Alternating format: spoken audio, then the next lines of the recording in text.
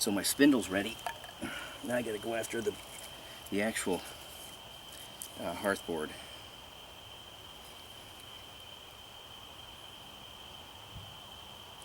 I'm gonna try to see if I can split off a piece of this one.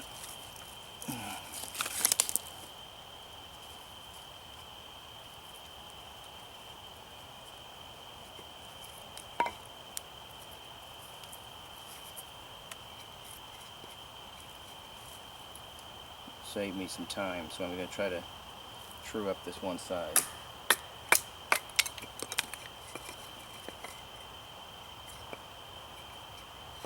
And that's fine, because I don't need to fix the entire thing. I'll just use this one end.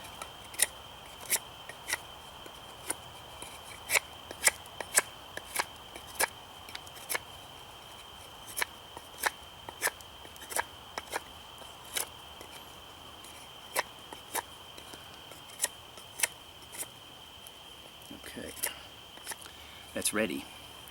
I'm going to be using this end right here. I'm going to have it right down here. So follow me over to where I'm going to have my fire, and we'll get started.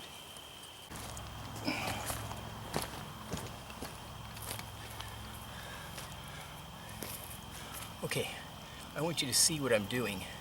So I had to have the camera kind of close. Like always, I've lined the hole with twigs to keep the fire off the ground, because you don't want trying to make a fire on a cold ground. And I've got my bags of tinder that I've been collecting over the this past week, and so I've got this bag has got stuff like this is cattail fluff and seed heads. So this is more of a flash tinder. I don't even know if I'm going to need that or not, but because I also collected some cedar bark, which is my favorite. So I'm going to make a bird's nest on this cover here so that everything stays dry. And I collected some wood here. I collected some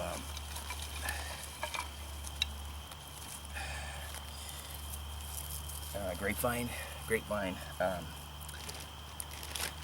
outer bark. That's what I have here. I collected this a couple of days ago. So I'm going to use this one. I'm going to use this for this is going to be the platform. I always like to use something solid for a platform. That's what might be my platform. Next, I'm going to put in some shredded, this is shredded tulip poplar inner bark. Yeah, it looks just like a mouse nest.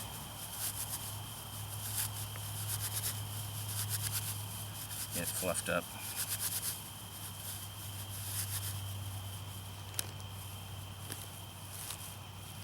Okay. Actually, I'll see if I can get some really super fine fibers by working it right here and see whatever drops out. I can pick that up and put it right in the center. Okay. So now that goes next. Trying to still keep a hole. Now for the next part, I'm going to put some cedar. Cedar scrapings is real good because it's fluffy and it's a good coal extender.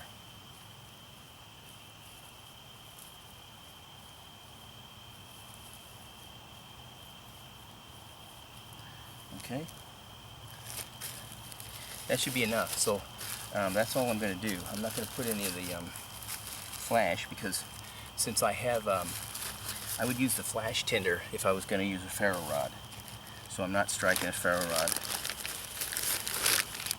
So I'll try to keep all this stuff put away.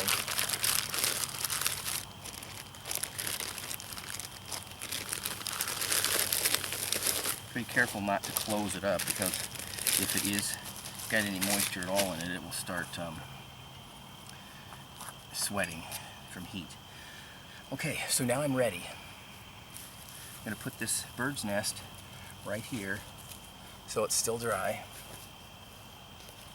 And I'm going to try to use this platform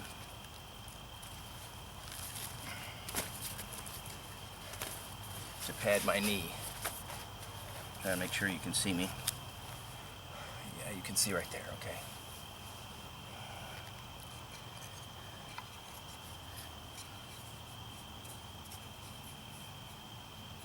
Alright.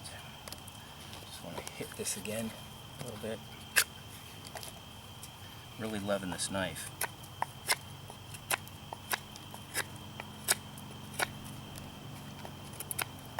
Okay, and I really like the fact it's pretty much almost a spear point. So what I'm going to do now is I'm going to measure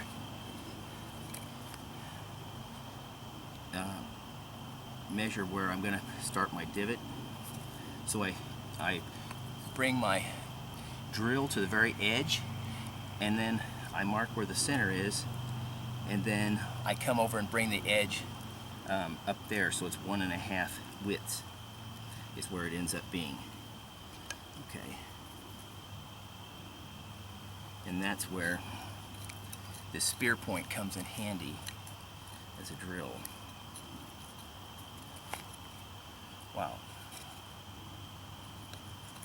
Okay. Definitely need to keep this sheathed. Okay. So find my bow, bearing block. I'm dedicating this video to my machining genius buddy Dave Hofer, and I'm going to be using one of the bearing blocks that we co-designed and he built on his CNC machines.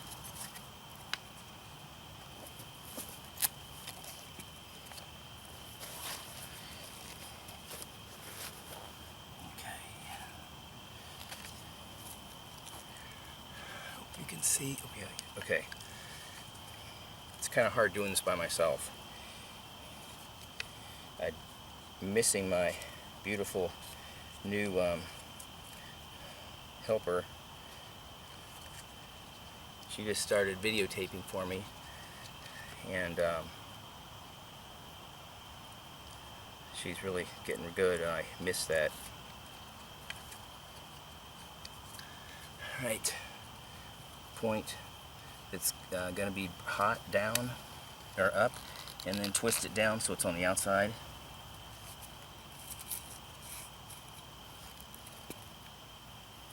I need this to be propped up a little bit.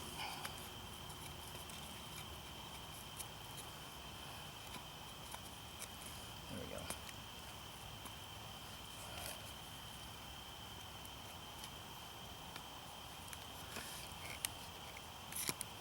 Oops.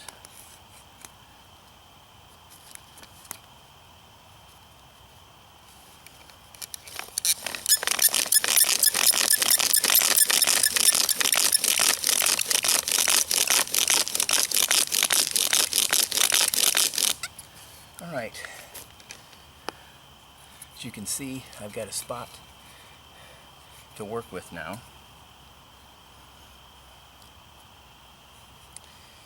So I'm going to get out my little saw.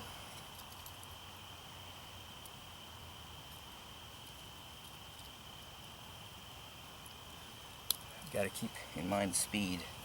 Okay, so I'm going to put my saw right exactly dead center where the circle is and come straight out, and that helps me make the notch centered in that where the divot's going to be.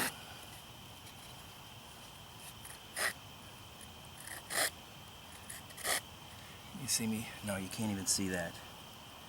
Let me get a little closer. Okay.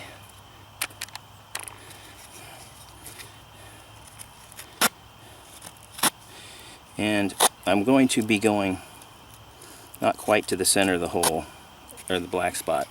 So that's where I use my saw there.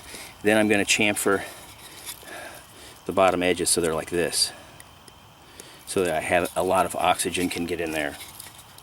That's really important.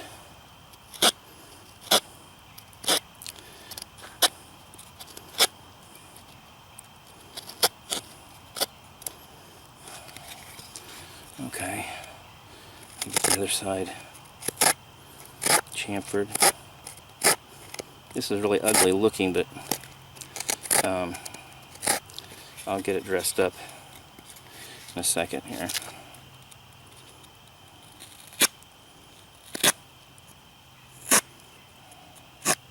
Okay. Now, I'm going to try to do this with the GSO 5.1. What a beauty. It's a super steel. It's got jimping on the top, finger choil here so you can choke up. Just phenomenal. So I'm going to utilize that finger choil.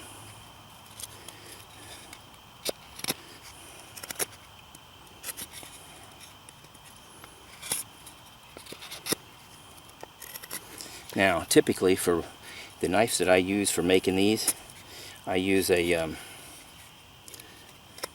very thin blade. I usually use a Swiss Army knife. Okay, crude, but it should be effective.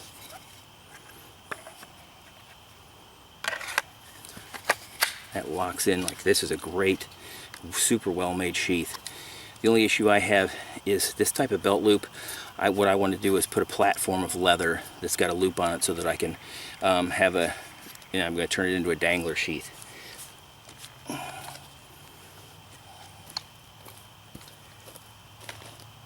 Okay. Oh.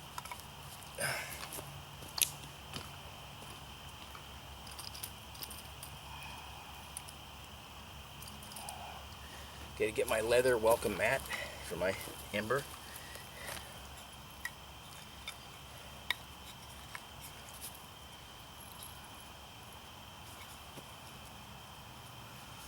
Okay, you can see that.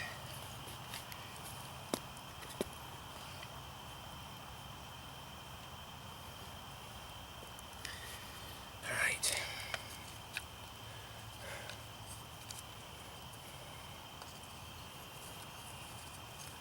For some reason I'm feeling old tonight. Okay. All right, so now we're ready to get down to business.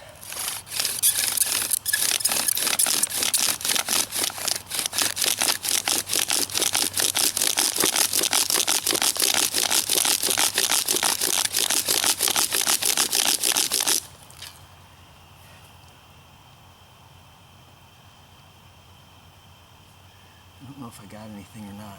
Looks, nope, not yet. I quit too early.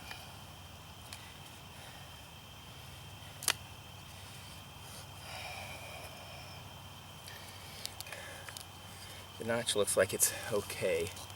Wasn't my best one. I kind of rushed it. That's also why I typically like using a thin, more finesse blade for something like this.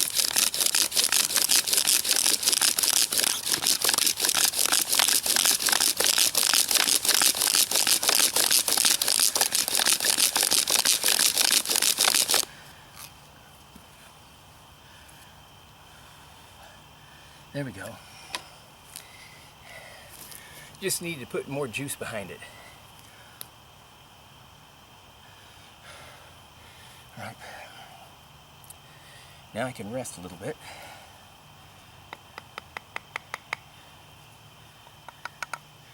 Alright. And I'm going to move the camera a little bit so that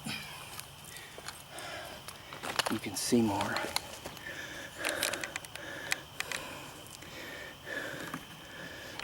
Whoa.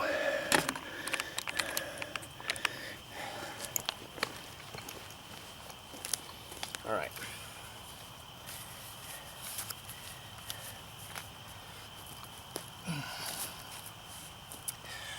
Okay.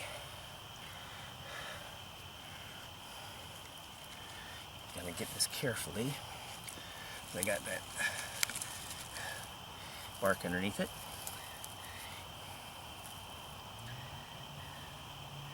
The last time I was talking and trying to do two things at once, and I ended up dumping all of my ember on the ground. Luckily,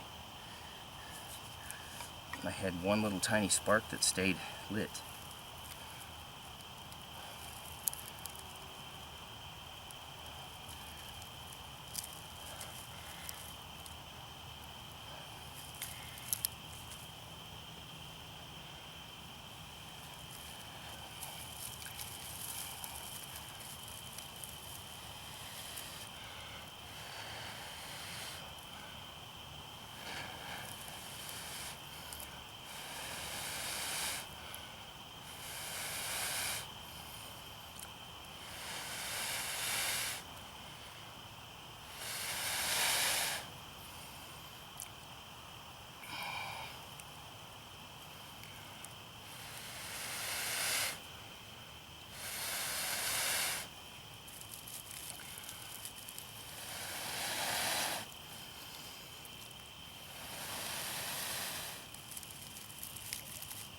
Whoa.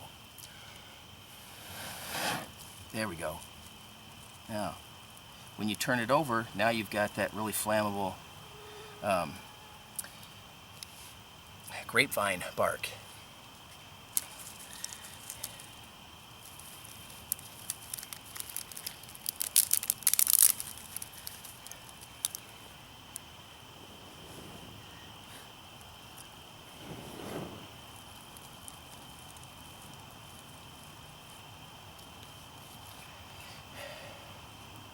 That's going to do just nicely.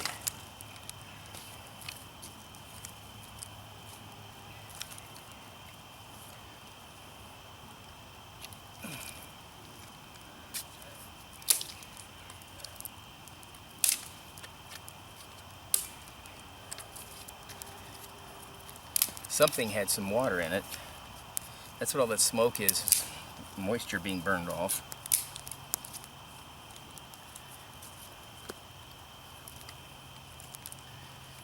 Well, I did forget, it has been raining. I don't even know if it might have rained here today. I know it rained at my house all evening.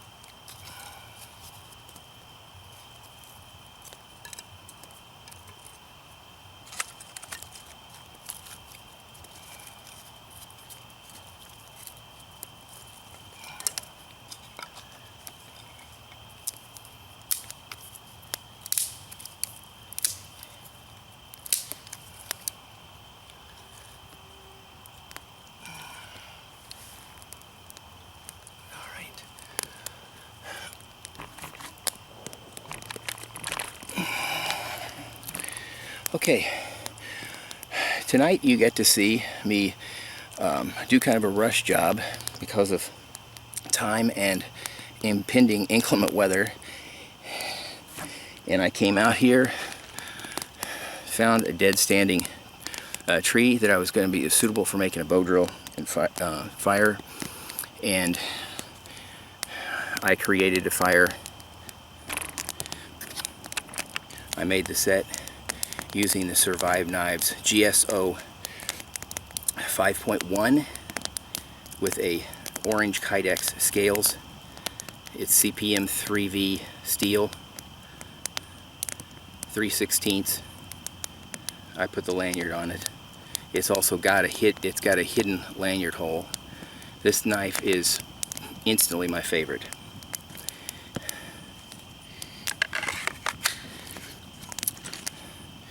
So that part was a success. So what I'm going to do next is I'm going to let this burn down a little bit, and I'm going to get out some of my cookware, and I'm going to make some food. Stay with me.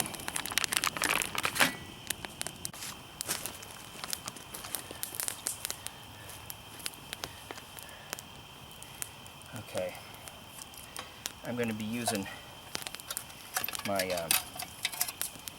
cooking system that I got that's designed by Dave Canterbury, Pathfinder stainless steel canteen and cup and stove system.